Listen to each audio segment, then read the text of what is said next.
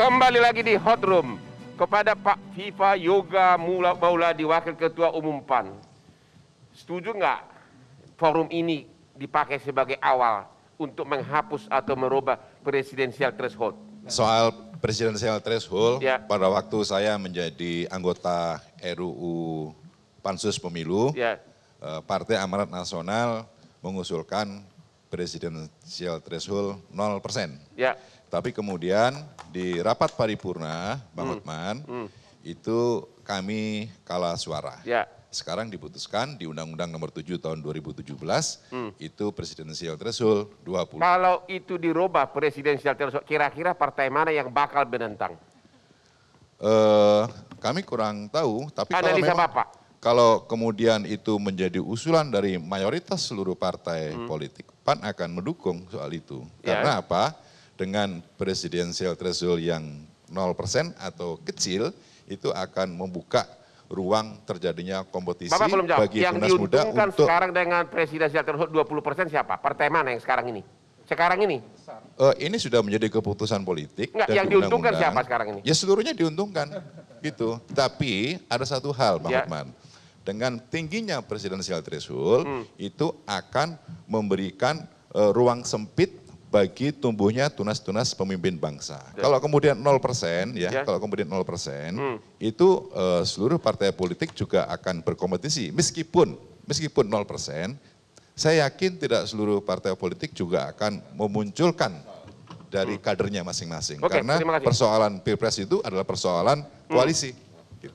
Pak Jansen Sitindaun, Wasekjen Demokrat. Anda bersedia nggak jadi pelopor pertemuan ini menjadi ajang awal untuk mengusulkan menghapuskan presidensial threshold yang 20%?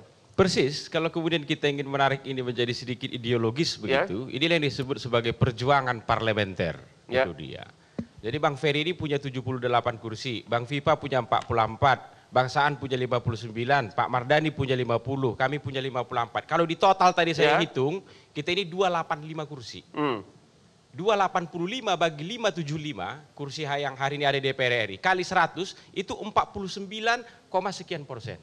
Jadi kita tinggal kurang 2% lagi, tambah 5 kursi lagi, lolos itu di parlemen. Itu dia. Jadi belum lagi kalau saya kemudian ingin membawa ini masuk sedikit ke terminologi hukumnya ya. Karena soal PT 20% ini kan sudah beberapa kali diuji ke Mahkamah Konstitusi. Apa bunyi amar dari putusan MK? Itu. Kenapa kok mereka kemudian tidak berani mengutak-atik angka itu? MK mengatakan ini open legal policy. Jadi sepenuhnya ini kewenangan pembentuk undang-undang. Jadi kalau DPR-nya mau kalian hilangkan itu jadi 0%, mau kalian buat seperti pemilu 2004 hanya 3,5%, mau kalian buat jadi 20% atau bahkan 50% sekalipun, itu kembali ke DPR. Jadi kita ini partai-partai yang punya kursi di DPR. Melalui forum Hot Room ini sehingga kemudian bisa ada novelty di sini, ada penemuan begitu loh. Ibarat sebuah disertasi ini novelty ini dari Hot Room ini, mari kita bangun koalisi 1 2 3 4 5 partai politik kita berkoalisi di Hot Room, kita ubah presidensial threshold 20% yang menjerat tumbuhnya kader-kader muda pemimpin baru bangsa. Karena di pasar hari ini mohon maaf Bang.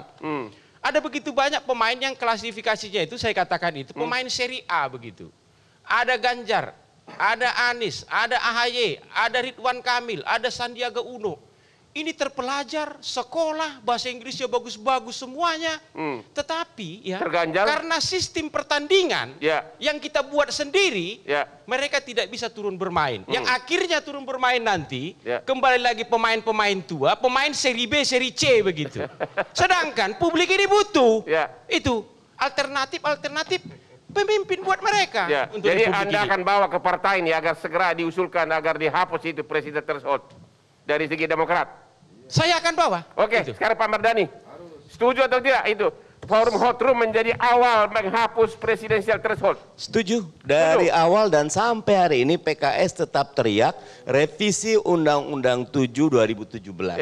Turunkan kalau minimalnya 0% atau kalau maksimalnya 10%. Berarti Bapak setuju ya? Setuju 100%. Gerindra setuju?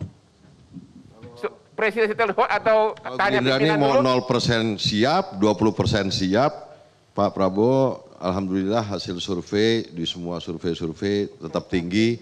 Jadi sebenarnya kalau konsisten, ini demi untuk kepentingan rakyat. Ya.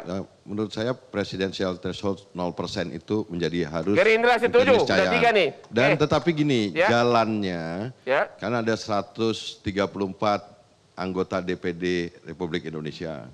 Tambah kalau nggak salah 102 sebenarnya, misalkan PKS, Demokrat memberi dukungan, itu diputuskan menjadi usulan resmi.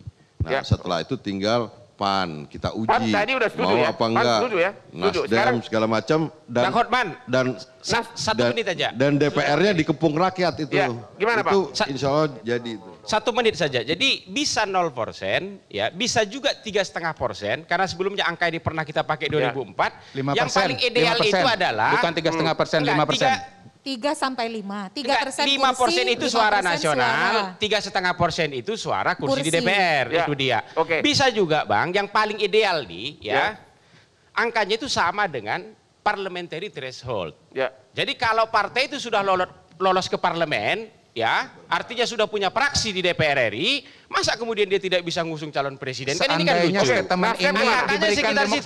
Seandainya statement ini diberikan Demokrat di tahun 2009 ketika Demokrat memenangkan pemilu 20% kursinya, kenapa nggak diubah waktu itu? Itu sudah terang benderang. Malahan ketika itu, kenapa kok angkanya dari 20%? Karena partai-partai yang besar ketika itu ingin menjebak. Poin saya adalah Pak SBY tidak bisa berangkat di pemilu 2009. Salah. Itu yang terjadi. Salah. Gini.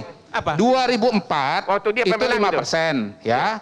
2009 dibikin jadi menuju Pilpres 2009 dibikin 20%. Ambang batas pencalonan presiden itu di Undang-Undang Nomor 10 Tahun 2008 ketika kepemimpinan Pak SBY. Iya. Pertama kali ada presidential threshold 20%. Iya. Nah, pada saat itu seharusnya begitu beliau presiden, DPR-nya itu mayoritas DPD, ya menjadi perubahan. Ketika undang-undang itu dibuat, Demokrat belum mayoritas di DPR. Malahan itu diinisiasi. Sudah. Belum Bang. Sudah. Begini. Saya pansus waktu itu. Saya ingin katakan ya. Saya kebetulan pansus sekarang jadi berubah. Mungkin Abang salah, karena aku bertanya langsung ke Pak SBY soal ini. Enggak, saya pansus waktu itu. Itu makanya kan saya masih Demokrat waktu itu. Kita di sini pelaku kita. Enggak salah. Ini Saan masih Demokrat, belum Nasdem. Bukan. Waktu itu saya pansus ya. Saya waktu itu pansus sama Pak Bang Pipa nih terkait dengan soal undang-undang pemilu. Saya kebetulan dengan Kang Mardani ini di Komisi 2. Sejak awal periode di Komisi 2, kita memprioritaskan undang-undang pemilu itu untuk direvisi. Ini komitmen Komisi 2. Jauh lebih awal. Kenapa kita ingin revisi jauh? Enggak, yang baru ini nih, yang baru. Enggak, tapi dulu. Aku mundur sedikit, Bang. 1 menit dong. Jadi sudah pasti. Biar aku jelaskan ini. Presidensial threshold itu ada pada saat Demokrat lagi pemenang begitu 20%. Ya, itu ya. Izin saya jelasin, Bang. Saya jelasin dulu gini. Kok jadi di sana terus? Pilpres 2009 itu undang-undangnya bukan dibuat 2009. Undang-undangnya seingat saya diketok Palu tahun 2007. Itu makanya aku ingin 2007 ya. itu. Ingat, saya jelasin dulu. 2008 atau 2007. Aku jelaskan. Nah, begini ya. Tahun 2009 pada bulan Februari atau bulan April, pemilu legislatif Demokrat menang. Suaranya 21% begitu. Sehingga kursinya waktu itu mayoritas nomor 1. Nah, pada saat kita menuju pemilu tahun 2014, itu undang-undangnya yang dipakai, kalau tidak 2012, 2013. Karena biasanya DPR itu mepet-mepet dia melakukan perubahan undang-undang. Nah, pada saat itulah punya kesempatan Demokrat dengan kursi 20% untuk menurunkan syarat 20% itu supaya 2014 syaratnya dengan 20% lagi. Coba. Jelas ya. Waktu Anda 20% Anda tidak robah. Sekarang sudah kecil Anda mau robah. Gimana sih? Demokrat ini. Pertama kali 20% ini keluar itu di Undang-Undang 2008 ketika Pak SBY sedang berkuasa tuh. Untuk lebih tepatnya nanti penonton Indonesia tolong buka memori Van Tolechtingnya ya, itu dia. Ini biar terang benderang. Jadi ketika angka itu didesain, malahan partai-partai yang ketika itu besar di parlemen, karena Demokrat cuma 7,7% ketika itu, ingin menjegal Pak SBY biar tidak bisa maju. Tiba-tiba di pemilu 2009, yang mereka pikir Demokrat. Yang saya tanya bukan itu, Bos. Yang saya tanya bukan itu. Benar itu Mas Kodari. Jadi ini yang dijelaskan oleh Mas Jansen menjelaskan tentang bagaimana akal-akalan bisa muncul presidensial threshold 20%. Jadi jangan kemudian nah itu dia makanya. Jadi 2009-nya memang. Maksudnya pada saat berkuasa 20% kenapa tidak dirubah? Kenapa sesudah kecil Anda mau merubah? Itu pertanyaan beliau. Anda nggak kembalikan jadi 5% tahun 2012-2013? Lihat lagi, biar aku jelaskan. Kemudian soal undang-undang pemilu. Waktu itu Pak SBY di Amerika, kan ada di dalam undang-undang tuh. DPR tiba-tiba memutuskan ketika itu, dikembalikan pemilihan itu menjadi tidak langsung. Pilkada. Undang-undang pilkada itu bukan pemilu. Contoh dulu ini, pilkada. Kemudian kita keluarkan Perpu. Jadi saya ingin menjelaskan di sini, jangan dipikir karena Demokrat ketika itu 148, semua itu terserah kita di DPR. Bahkan soal pansus saja bolak-balik itu terjadi kok. Ini bangsaan. Itu dia. Jadi sekali lagi soal 20% itu pertama kali muncul, itu malahan partai-partai besar ketika itu di DPR itu ingin menjerat Demokrat malahan, ingin menghalangi Pak SBY maju kembali di Pilpres. Itu nggak dibantah, Bang Hotman. Segala sesuatu yang tidak enak. Aku jelaskan 2008. Segala sesuatu yang tidak enak itu baru terasa kalau kita sedang tidak berkuasa.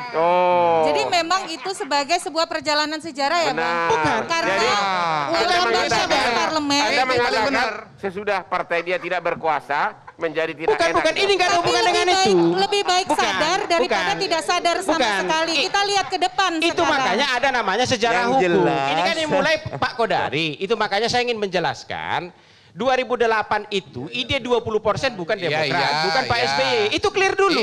Oke, sudah semakin hot. Udah masuk di legislasi tuh. Kita jeda dulu setelah berikut ini.